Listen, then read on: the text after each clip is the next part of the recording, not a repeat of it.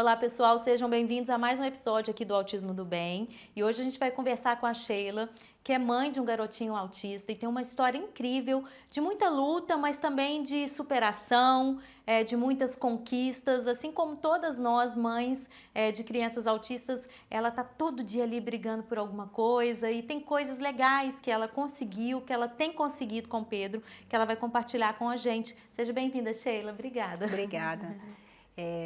Conta um pouquinho do Pedro. Quem que é o Pedro? O Pedro, ele é o meu filho caçula, né? O Pedro hoje ele está com 8 anos de idade e a gente descobriu o diagnóstico do Pedro antes dos 2 aninhos de idade. E de lá para cá é essa busca toda, né? Do que a gente pode estar fazendo para poder melhorar, ajudar ele a ter autonomia. Quando a gente recebeu o diagnóstico do Pedro, ele foi diagnosticado com nível 3 de suporte. Então, isso, assim, acaba que gerou na gente que a gente precisaria fazer muito mais por ele, né? Então, sempre correndo atrás das terapias, em busca de um melhor profissional aí para acompanhar ele com relação a medicações, né? Porque alguns profissionais querem só medicar, mas não direcionam para as terapias corretas. Hoje o Pedro está bem assistido com relação às terapias e tem tido muitos ganhos, né? A evolução do Pedro tem sido muito grande. Como foi para você quando você recebeu o diagnóstico? A gente estava conversando antes. A Sheila, como eu, gente, não sabia nada sobre o autismo, né? Eu não sabia nada sobre o autismo, mesmo sendo jornalista, sendo repórter. E aí eu comecei a aprender quando eu fui morar fora do Brasil, porque lá nos Estados Unidos eles falavam muito culturalmente, todo lugar estava adaptado para autista. Aí eu perguntei o que é isso? Aí eu fui entender. E eu não sabia que eu ia ter um garotinho autista. Mas eu fui, de fato, aprender sobre o autismo quando eu fiz o diagnóstico do bem. Aí tem todo o contexto de eu estudar muito, porque não sabia que era autista, hiperfoco, vou entender do autismo. E para você, você sabia sobre o autismo? Acredito que não, né? Na verdade, eu nunca nem tinha ouvido falar autismo na minha vida, né? E então, quando eu percebi que tinha alguma coisa de diferente no Pedro, passava qualquer coisa, de menos autismo, até porque eu nunca tinha ouvido falar, não sabia do que se tratava. E quando o neuro falou pra gente da possibilidade de ser o autismo, ali na hora ele falou, pra ele parecia uma coisa assim tão normal, que na hora eu desabei a chorar. Eu falei, mas o que é isso? O que é autismo? Né? Primeiro eles jogam a bomba para depois explicar um pouco o que é. E aí, na hora eu comecei a chorar, ele falou assim, não, mas você não precisa chorar, porque a criança, a mente dele é um pouco diferente, ele vai ter dificuldades, você vai precisar trabalhar muito em algumas coisas, mas em outras ele vai ter altas habilidades, e se você souber trabalhar com ele nessas altas habilidades, ele pode ser o melhor naquilo que ele gostar. E aí deu o exemplo de algum paciente que ele tinha, que era entendedor de tudo da seleção, de futebol. Aí eu falei, então tá. Então, assim, ele me deu o primeiro balde de água fria e depois me jogou uma esperança de que o autismo não é o fim, né? Porque o que dá medo da gente é a gente não saber sobre aquilo, né? Eu acho que toda mãe, a gente nasce com aquela coisa. Nasceu a criança, a gente já quer providenciar tudo. Então, quando falam para você uma coisa diferente, o processamento dele é diferente, tá? E aí, o que eu vou fazer? Eu não tenho esse manual ainda. E dá muita angústia, né, Sheila? Você fala uma coisa que é verdade, dá uma angústia e eu acho que é porque a gente é programado para tudo perfeitinho, né? Sim. Eu costumo falar que nenhuma mulher na vida imagina que possa gerar e que foge do que ela sempre sonhou. Porque a gente idealiza, né? A família perfeita, o filho perfeito.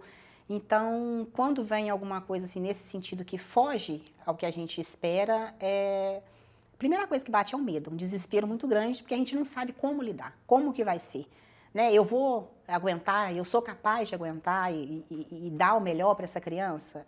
Foi o que passou no momento. A gente estava conversando, você me falou dessa luta que a Sheila, gente, antes dela fazer o diagnóstico com o neuropediatra, ela falava com o pediatra, olha, ele é diferente, ele é diferente. E foi um tempo ali e o pediatra não conseguia ver isso. Conta um pouquinho sobre isso. Eu acho que é muito importante. A doutora Marcela Brilhante, neuropediatra, esteve aqui e ela falou, gente, existe hoje um teste que é o M-Chat, que todo pediatra tem que fazer no primeiro ano de vida. Porque é muito importante, é o especialista que está cuidando do seu filho. Como é que foi? E é o que a gente espera realmente, né? A gente quando faz a busca ali do acompanhamento, né, de um bebê, a gente espera que eles realmente passem para a gente um gráfico do que está fluindo bem, o que está dentro do esperado, o que sirva de alerta.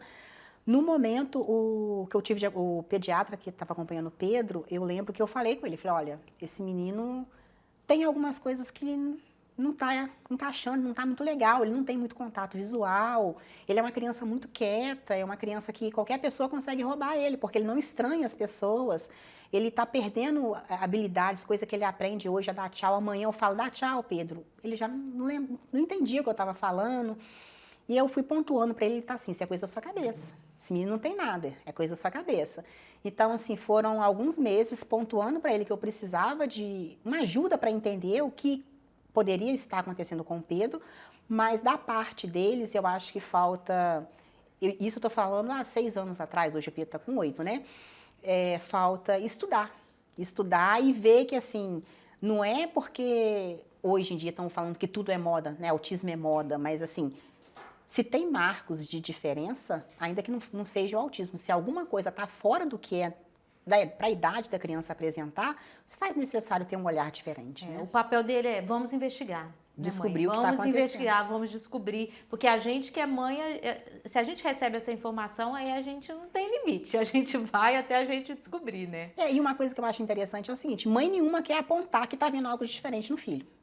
Eu acho que nenhuma mãe quer falar, eu estou, ou vai inventar que está vendo alguma coisa de diferente, né? Fora do que a gente se espera. Então, acho que quando uma mãe chega a apontar, eu acho que eles tinham que ter um olhar, assim, até mais atento. Porque acaba que é uma mãe que está apontando que algo não está normal. Sim. Eu compartilhei um pouco com a Sheila, gente, que eu tive muita dificuldade antes do Bem Fazer Terapia ABA em ver eficácia num outro tipo de terapia. Né? Aquelas terapias que, leva seu filho lá 30 minutos por semana para ele fazer uma sessão de psicologia. Eu logo vi que aquilo não ia dar certo, foi onde eu comecei a buscar pelo ABA. Como foi a sua experiência? O Pedro chegou a fazer outras terapias antes do ABA? Como é que foi até você chegar no ABA? Sim, a verdade é que quando, né, eu descobri essa questão do autismo, eu comecei a fazer as buscas, né? A gente vai para a internet, né, pesquisar o que a gente pode estar fazendo. E no contexto, o que falava-se do ABA era uma coisa assim, muito absurda. Que eu te confesso que eu, como mãe, também falei assim, eu não quero que meu filho faça isso. Esse foi, no momento, a primeira impressão que eu tive foi essa. E também, no contexto, o neuro que acompanhava o Pedro não passou a aba, passou para ele fazer fono, que era atraso na fala, né? Psicóloga para ajudar na parte do comportamento e TO, que era a parte sensorial. Então, ali o Pedro ficou quase 3 anos só nesse tipo de terapia. E eu te falo que, se eu falar que essas terapias tiveram um efeito positivo, não o que eu esperava, não o esperado. Então, eu acho que nesse período aí de 3 anos, eu, de uma certa forma, hoje eu vejo que eu deixei de ganhar. Que eu acho que se tivesse, de fato, tido um profissional que entendesse, tivesse lá no início, quando mais novo, passado para ele a terapia intensiva ABA, hoje o meu filho estaria, assim, muito mais evoluído, né? Porque hoje o ganho que o Pedro tem depois que ele começou a fazer a terapia ABA é assim, significativo demais. Ele é outra criança. Dá alguns exemplos pra gente. Depois eu vou te pedir, a gente vai colocar algumas fotos e vídeos dele, mas conta como que você vê isso no dia a dia. Isso é muito importante. Então, o Pedro, ele era uma criança que não verbalizava em nada, né? Como ele começou a fazer a terapia intensiva ABA, ele começou a falar as primeiras palavrinhas. Pedro, quais são as consoantes? B, C, D, E, F. Ele sempre entendeu tudo que a gente fala, mas ele não sabia pronunciar. Então, hoje ele consegue falar palavras soltas, com significado, né? Tá formando frases, coisa que eu acho assim, muito interessante, ele formando frases.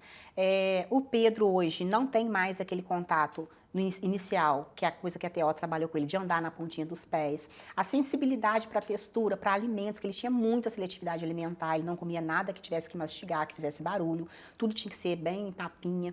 Isso aí hoje o Pedro come de tudo. Hoje o Pedro não tem mais essa questão, né, de não querer comer porque tem que mastigar.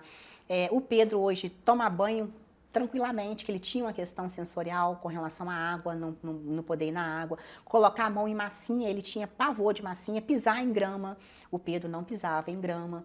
Então, assim, eu vejo ganhos muito significativos mesmo. Ai, que bom. É isso que motiva a gente no dia a dia, a né, continuar. Sheila? Eu tenho recebido alguns feedbacks aqui, até agradecer a todo mundo que interage, né, no Instagram e falando, gente, como o Benjamin desenvolveu, como ele era e como ele está hoje. E é muito bom isso pra gente como mãe, né? Eu tenho dito assim que, de certa maneira, é um presente, às vezes, você ser uma mãe atípica, porque você tem a oportunidade de ver o quanto que um amor, um cuidado, a ciência podem fazer para o desenvolvimento do seu filho. E se talvez ele fosse neurotípico, você não ia experimentar isso. Não, Isso motiva a gente no dia a dia, né? Você fala uma coisa que é verdade, a gente vê que a gente precisa dedicar o nosso tempo e a gente consegue, eu costumo dizer que a gente consegue valorizar, né? A gente consegue valorizar um abraço, a gente consegue valorizar um eu te amo, a gente consegue valorizar um beijo, porque é tudo coisa que se eu olhar para trás eu não conseguia do meu filho. E como eu tenho uma filha atípica, isso para mim era normal, né? De todo filho fazer, é o que eu fazia com a minha mãe, é o que a minha filha fazia comigo. E aí quando veio a situação do Pedro, de eu ver que eu não ouvia dele, eu te amo, mamãe, um beijo espontâneo, um abraço espontâneo, realmente faz a gente ver que vale a pena a luta, né, que a gente tem, vale a pena correr atrás, buscar e investir realmente neles. É significativo. O que eu gosto de Eu te amo, mamãe. Fala bonito. Eu te amo, mamãe. É pouco ou é muito? Muito. É de verdade? É de verdade. Então me dá um beijo. Beijo. A gente conversou um pouco também sobre a experiência da Sheila com a medicação. O Benjamin nunca deu certo com medicamentos sintéticos. Hoje, para ele se acalmar, a gente faz uso do CBD com muitos resultados. E a sua experiência, Sheila? Então, a minha experiência é assim, gente, o CBD é o divisor de águas na vida do Pedro. O Pedro, ele tem o TDAH também, a hiperatividade. E durante um ano a gente fez acompanhamento com a Ritalina e o Atenta, que não surtiram efeitos nenhum. Não teve ganho nenhum na vida do Pedro de poder ajudar ele nas terapias. E aí, quando a neuro falou, vamos fazer o teste, vamos para o CDB, para mim ali era o que eu sempre esperava ouvir dela, porque a gente vê falar, né, de resultados e realmente para o Pedro, assim, o meu filho, ele estava, antes do CDB, ele estava com muitas crises, né, autoagressiva, ele se debatia muito, ele batia em terceiros, ele mordia terceiros. Eu cheguei a uma fase de ver meu filho só chorando, chorando, chorando, sem entender o que estava acontecendo com ele. Momentos em que ele batia a cabeça muito forte na parede, ele mordia a boquinha de sangrar. E acaba que levava para terapia e a terapia não conseguia ter resultado, porque estava uma criança completamente descontrolada, né? E crises atrás de crises, e o ano passado o colégio o tempo todo me chamando para buscar ele, porque crises muito fortes, a ponto de 4 professores não conseguirem dar conta. Gente, quando entrou o CDB, assim, é outra criança. Meu filho hoje dorme a noite toda, tranquilamente. A concentração dele, a atenção dele, o fato de não ter mais crises, assim, eu posso falar que ele está 6 meses, 6, 7 meses com o CDB, e se ele teve 3 crises foi muito. Então, assim, eu estou tendo outra criança. E é onde as terapias agora conseguem ter até mais resultado, mais eficácia, porque ele está mais atento. Está mais regulado mentalmente, consegue focar, né? E é muito bom. Conta um pouquinho para nós também da sua vida, tudo que mudou. Eu tenho visto você compartilhar ali que você tinha uma carreira, você teve que parar um pouquinho. É difícil. Eu acho que uma das partes mais difíceis, né, de receber a notícia de um filho atípico é justamente a gente saber que a nossa vida muda, né? A nossa vida muda completamente, porque a gente começa a ver que depende da gente fazer por eles, né? Então, quando o Pedro era mais novinho, era mais fácil eu conseguir uma pessoa para me dar um apoio, porque hoje ele é muito grandão para a idade dele, ele é muito forte. E a pessoa, quando ele era mais novo, tranquilo. E também não era terapias de forma tão intensiva, onde hoje ele fica de segunda a sexta, a parte da manhã, todo dia fazendo. Era uma terapia na segunda, uma na quarta, uma na sexta. Então, era fácil ter alguém para fazer isso, depois deixar ele no colégio, estava lindo. E o Pedro veio crescendo, e aí veio apresentando os comportamentos, até chegar na medicação, que pudesse estar regulando o Pedro, e aí ficou difícil encontrar alguém. Né? Porque a gente, como mãe, sabe que quando o nosso filho desregula, a gente, amando, a gente desregula junto. E a gente pensa que não vai aguentar. E um terceiro, então... Porque a primeira coisa que você pensa é dele ser agredido, não ter um né? carinho. Um terceiro, então, não vai fazer. E aí se tornou difícil. E aí eu trabalhava no ramo bancário, né? Eu trabalhei mais de 10 anos no ramo bancário. E aí eu vi a dificuldade de poder continuar. Porque nos últimos 3 anos eu ainda tinha trabalhado, era home office, então ainda estava dando para poder ajustar. Quando teve desligamento dessa empresa e eu tive a proposta de uma outra empresa que era para trabalhar 8 horas fora de casa, o Pedro regrediu muito, porque ele estava muito acostumado comigo. E ali a neuro falou comigo assim, eu mandei para ela, falei, olha, o que está acontecendo com o Pedro, mandei os vídeos, aí ela falou comigo assim, o que mudou na rotina do Pedro? Aí eu falei, ó, eu voltei a trabalhar. Ela, fora de casa? Eu, fora de casa. Ela, olha, você vai ter que escolher. Isso aí não tem remédio. Não tem remédio, não tem terapia. É sua falta que ele está sentindo. E ali eu vi que, de uma certa forma, como ser humano, eu precisei falar, gente, acabou. Né? Profissionalmente, acabou. Vou ter que renunciar por um momento aqui. Acabou porque eu preciso, não posso deixar meu filho. Que mãe que trabalha com a cabeça sabendo que a criança não está bem, né? E ali eu falei, gente, então não tem jeito. Eu fui lá, pedi demissão e eu precisei me reinventar. E nesse reinventar, fui pensando o que eu poderia fazer, o que eu não poderia fazer. E como o Pedro fica de segunda a sexta, de 7h30 às 11h15, fazendo a terapia, eu falei, o que eu tenho de tempo para fazer alguma coisa é esse período. Foi onde veio a ideia, né, de estar fazendo a venda dos biscoitos próximo da clínica, num sinal para poder ter como manter o plano de saúde, que teve um reajuste absurdo, né? Sim. E o óleo, que também é um custo muito elevado. Gente, o óleo é em torno de 900, R$1.000, né, Sheila? Que a gente investe e é um frasco por mês. Que a gente investe por mês. A gente não tem tido muito sucesso, mesmo entrando com processo para que o governo pague. Por isso, política pública que seja feita em prol da liberação do medicamento, da cannabis na rede pública é muito importante. Qualquer governante que fizer isso, ele não tem noção quanto que ele está ajudando, né? Porque com o medicamento, a criança se regula, então muda o comportamento em casa, os pais conseguem ter uma vida melhor, a criança, e as terapias conseguem ter mais eficácia, né? Então tudo muda com um medicamento.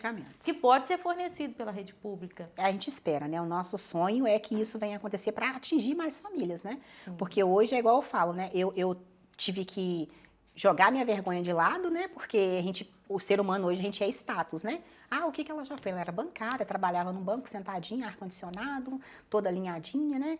E agora você vai para um sinal, abordar as pessoas no carro para oferecer biscoito. Mas assim, a necessidade, né, que o meu filho tem e a evolução que eu vejo nele, vale a pena o sacrifício. Vale a pena. Eu falo, que eu costumo falar às vezes com meu marido, até como que as pessoas não têm empatia, né? Muitas não têm empatia.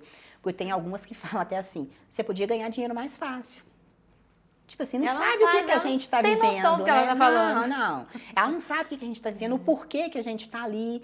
Por mais que eu tenha colocado um cartaz informando que é por conta do meu filho autista, né? Mas assim, a aceitação das pessoas, a maior parte tem aceitado, tem ajudado.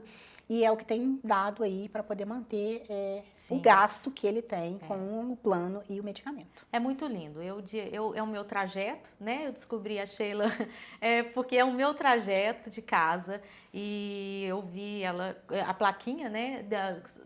Da venda do biscoito em prol do medicamento do Pedro, e eu acho até que no dia eu chorei um pouco, porque eu tenho ficado muito sensível, eu tenho feito uma reposição de ocitocina como autista, eu tenho ficado muito sensível e eu falei, gente, Deus coloca no meu caminho justamente essa pauta do autismo, porque o que mais me motiva é ver você lutando, assim, por ele, né? Assim como eu, da minha maneira, também lutei, todas as mães lutam, mas é isso que você falou. E dia 18 de junho, agora, não sei se você sabe que dia 18 de junho é o Dia do Orgulho Autista. Quando eu descobri essa data, eu falei assim, mas para que mais um dia? Porque já tem o Dia de Conscientização do Autismo. Aí eu fui entender a história do Dia do Orgulho Autista. É uma família americana que quis criar essa data e instituir ela como uma data, que hoje é uma data internacional, porque eles tinham realmente orgulho de ter uma criança autista. E aí eu fiquei refletindo depois dessa data sobre isso, se eu tinha orgulho, se eu não tinha. De fato, eu tenho muito orgulho no sentido de ver o quanto que eu aprendo com as crianças autistas, sendo mãe de autista, como uma mãe como a Sheila, né, que está fazendo tudo isso pelo filho dela. Você tem orgulho? Ou você nunca tinha pensado sobre isso? Eu vou te falar que eu nunca tinha pensado sobre isso. Eu concordo com você que realmente são seres puros, né? Eu fico vendo assim, gente, aquela fase, né, que tipo assim, 8 anos. Ainda tem a pureza, eu acho que é uma pureza que uma criança típica não tem. Já consegue guardar raiva, né, de uma correção, enfim. E igual a gente estava conversando, né? A pureza de não conseguir ver que o outro está desfazendo dele. E é tudo normal, e é tudo lindo. E quem sofre é a gente, porque o outro não entende que eles são diferentes. Mas, assim, eu acho que a pureza deles é uma coisa, assim, muito de Deus. Eu acho que, no fundo, eu acredito que tem um propósito divino para tudo isso que a gente está vivendo nesses tempos com essa tipicidade das crianças. Você tem muita fé? Como é que é essa sua relação? E como é que você faz essa conexão da sua fé? Em que momento que ela te ajuda nessa questão do autismo? Então, eu vou te falar que a minha fé é a base de eu estar hoje aqui. Porque eu imagino que em algum outro, se fosse uma outra situação, eu não fosse abraçar tão bem a situação. Eu acredito, né, eu sou evangélica, e eu acredito que, como a palavra de Deus diz, a Bíblia fala que a nossa história está escrita pelo Senhor, desde da concepção lá, desde antes da gente pensar em nascer, né?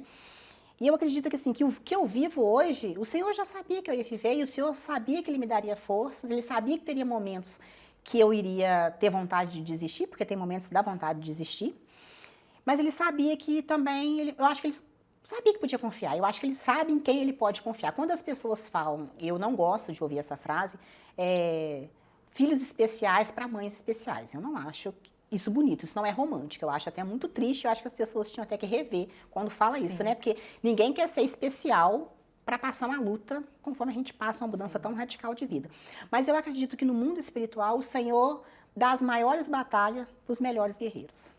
Isso eu acredito. Eu acho que Deus só deu para quem deu, porque Ele sabe que são pessoas que pode confiar, que Ele pode confiar que vai executar bem o papel de cuidar dessas crianças. Com certeza. Vai comprar essa missão mesmo, né?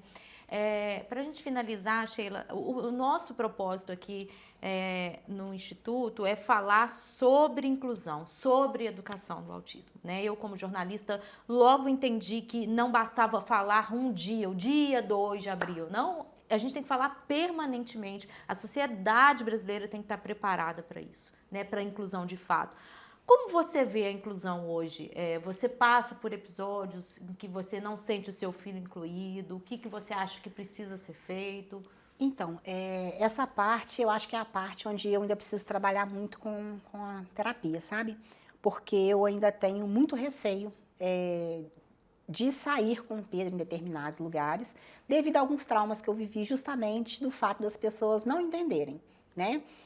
Eu já passei por uma situação, assim, até triste, né? No meu ponto de vista, é triste, porque eu acho que as pessoas não têm conhecimento, a mídia não divulga o que tem que ser divulgado no sentido de ser uma causa justa, né? Porque o autismo é uma coisa que a gente vê que tem cada dia mais aí, passados os anos, aumentado os diagnósticos, e é falado, né, que daqui a um tempo a gente vai viver, a cada 20 seres humanos, um vai ser autista, e como que a sociedade está preparada para lidar com eles? A sociedade não está preparada.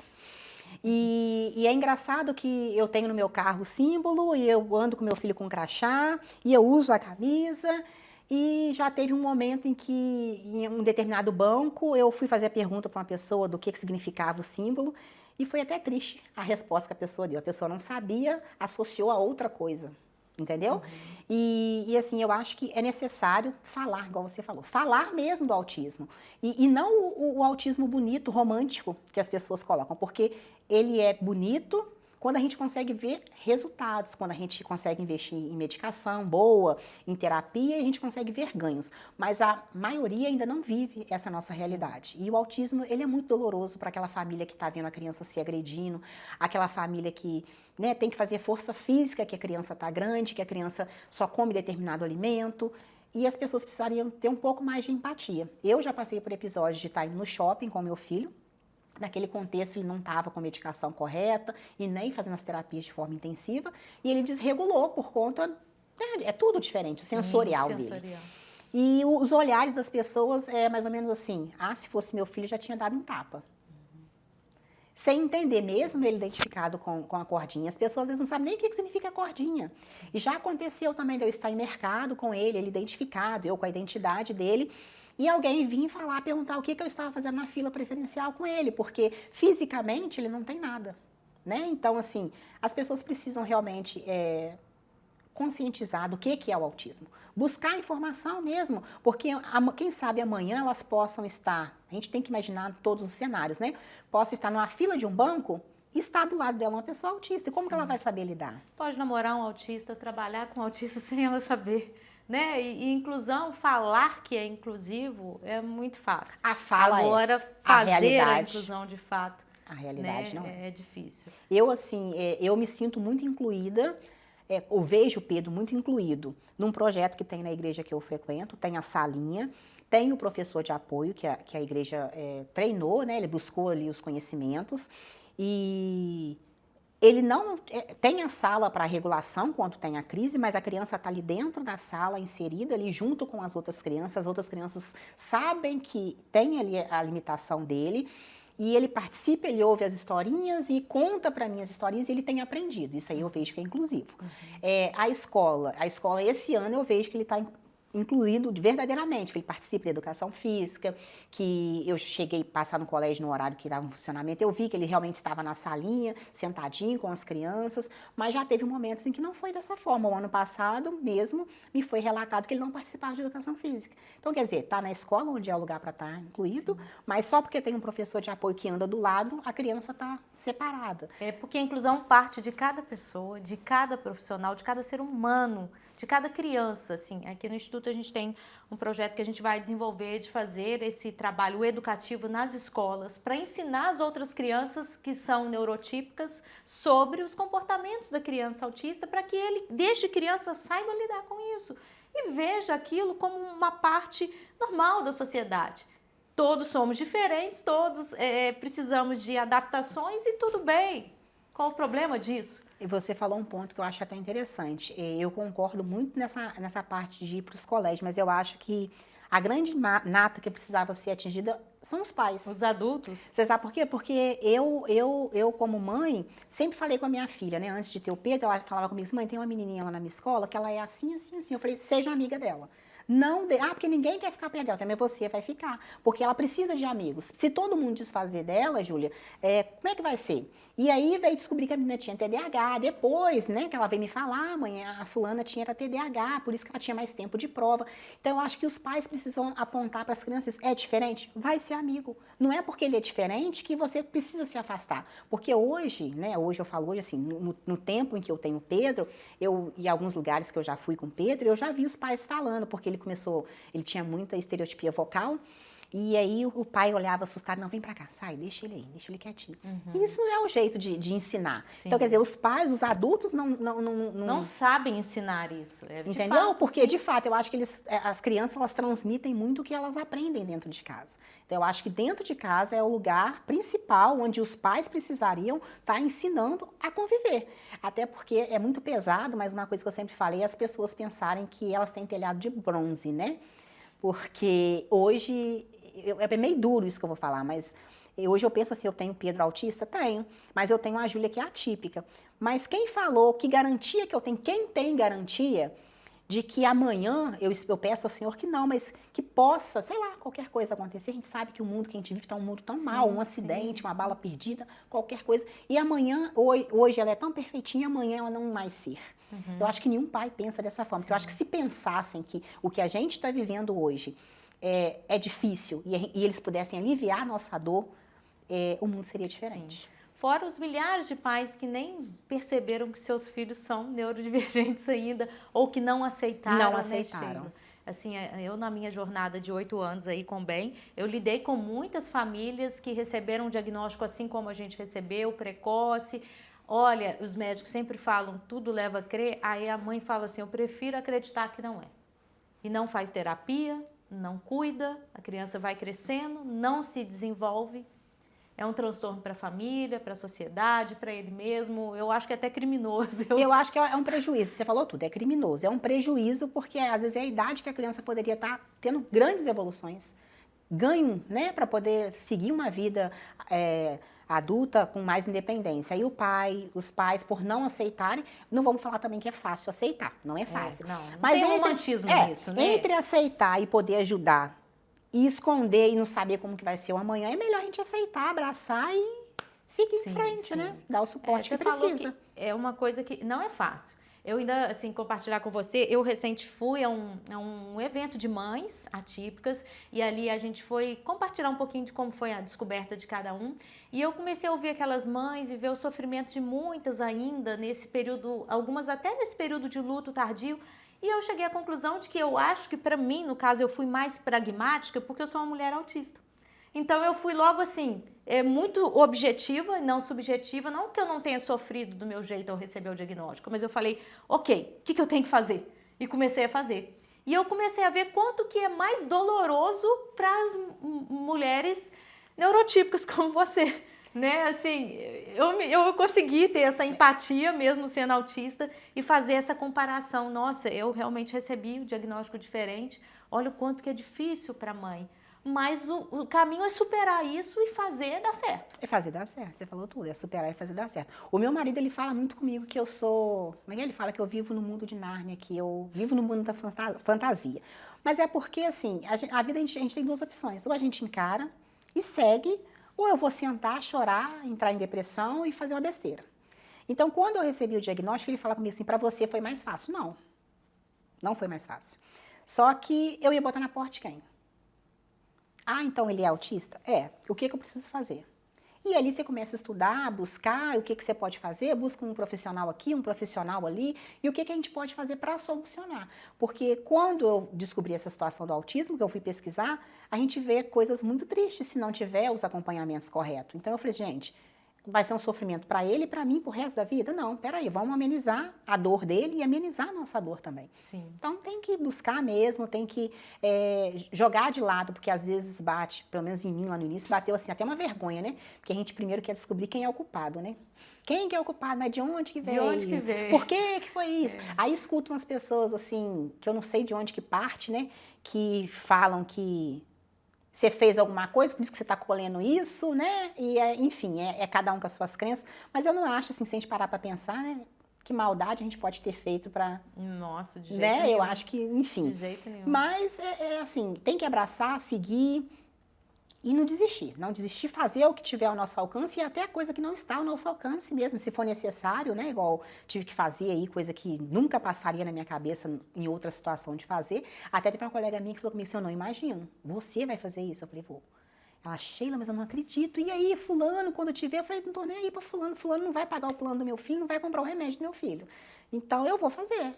Entendeu? Então, a gente põe a vergonha de lado e luta. Que é lindo, é empreendedor. É, né? luta. Isso mesmo, assim. Eu fiquei muito feliz de ver. Parabéns, tá, Sheila? Muito obrigada. Eu queria encerrar esse episódio, assim, te dando um parabéns muito especial. Eu tô muito feliz de conhecer a sua história, de compartilhar, de me conectar com você, com a história do Pedro, da gente ter esse ponto em comum, que é o autismo. E tenho certeza que Deus vai continuar te prosperando e te abençoando. Eu também acredito. Obrigada por compartilhar e por essa coragem. Obrigada, tá? Gente, é isso. Não se esqueçam de inscrever aqui no canal, aqui no YouTube, e também acompanhar os nossos shorts aí nas redes sociais, todos os projetos que a gente tem desenvolvido, de interagir com a gente. Às vezes você não é de uma família atípica, mas tem mais curiosidade, manda dúvida, de que maneira que você quer que a gente te ensine a ser mais inclusiva. A gente está aqui para isso, para educar e para incluir. E até o próximo episódio.